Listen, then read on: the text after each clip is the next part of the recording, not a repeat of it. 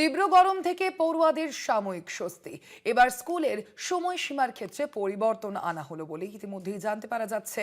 তীব্র গরম থেকে পড়ুয়াদের স্বস্তি দিতেই এই সিদ্ধান্ত নেওয়া হলো। ঠিক কি সিদ্ধান্ত জানবো সে বিষয়ে আমাদের সঙ্গে এই মুহূর্তে ফোন লাইনে রয়েছেন প্রতিনিধি শুভঙ্কর। শুভঙ্কর, কি জানা যাচ্ছে এই বিষয়ে, ঠিক কি সিদ্ধান্ত নেওয়া হলো?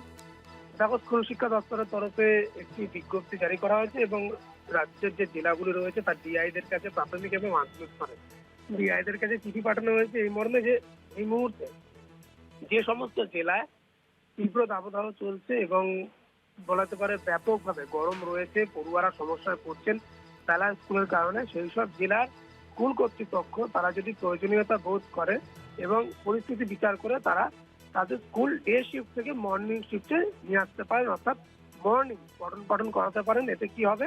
এতে পড়ুয়ারা স্বাভাবিকভাবে ওই যে তীব্র দাবদাহ বা গরম তার থেকে সাময়িক স্বস্তি পাবে এবং দ্বিতীয়ত পঠন পাঠন ব্যবস্থা কোনোভাবে ব্যাঘাত ঘটবে না, অর্থাৎ নিরবিচ্ছিন্ন পঠন পাঠন ব্যবস্থা চলতে পারবে। সেদিকে তাকে স্বাভাবিকভাবেই কিন্তু তোমরা জানিয়ে রাখি, ইতিমধ্যেই রাজ্যের বিভিন্ন জেলায় বা বলা যেতে পারে যেসব জেলাতে, সব জেলার ক্ষেত্রে যেরকম প্রযোজ্য নয়, পাহাড়ে অর্থাৎ দার্জিলিং বা পার্বত্য অঞ্চল যেগুলো রয়েছে সেখানে কিন্তু এই বিজ্ঞপ্তি কার্যকর হবে না, কেননা সেখানে স্বাভাবিকভাবে তুমি জানো পরিস্থিতি অনেকটাই হাতের নাগালে থাকে বা পরিস্থিতি কিন্তু স্বাভাবিক থাকে, কিছুটা হলেও ঠান্ডা থাকে। কিন্তু সমতল বিশেষ করে বাঁকুড়া, বীরভূম, পুরুলিয়া থেকে শুরু করে বর্ধমান, বর্ধমান, মেদিনীপুর, এই বিভিন্ন জায়গাগুলো, ঝাড়গ্রাম সহ রাজ্যের বিভিন্ন এই 24 পরগনা, এইসব জায়গাতে যেভাবে তীব্র গরম আমরা দেখতে পাচ্ছি যে বাড়ছে, প্রতিনিয়ত গরম বাড়ছে, তীব্র দাবদাহ সৃষ্টি হচ্ছে এবং সেখানে দাঁড়িয়ে স্বাভাবিকভাবে পড়ুয়াদের সাময়িক স্বস্তি দিতেই কিন্তু এই বিজ্ঞপ্তি এবং একই সঙ্গে চিঠি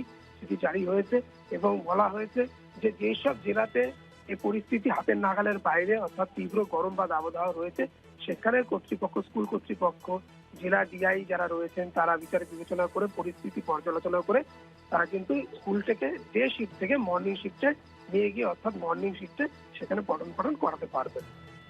ধন্যবাদ তোমায় শুভঙ্কর।